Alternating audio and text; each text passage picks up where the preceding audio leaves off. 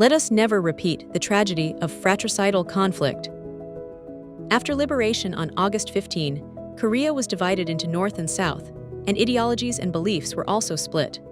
As a result, the tragic fratricidal conflict of the Korean War, June 25 War, broke out. At that time, President Lee of South Korea faced the war without any preparation. Consequently, North Korean forces advanced rapidly as far as Daegu.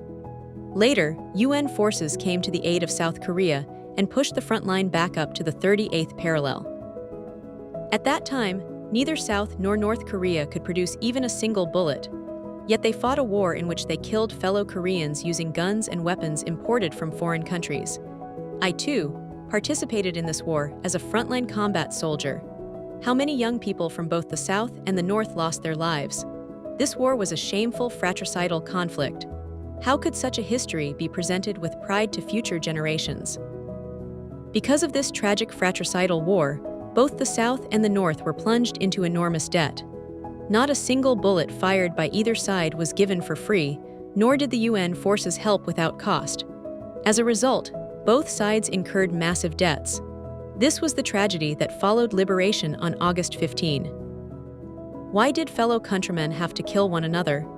It was because the United States and the Soviet Union divided our country ideologically and instigated war in order to sell their weapons and pursue their own national interests. As a result, our nation was split into two countries and two ideologies, turning the South and the North into enemies. How great was the debt incurred by both sides because of the fratricidal tragedy of the Korean War? It was the outcome of the schemes of the United States and the Soviet Union.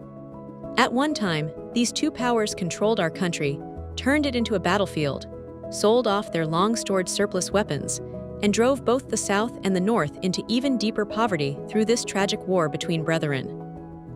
More than 70 years have passed since the armistice of the Korean War, and today the Republic of Korea has achieved remarkable development and joined the ranks of major economic powers.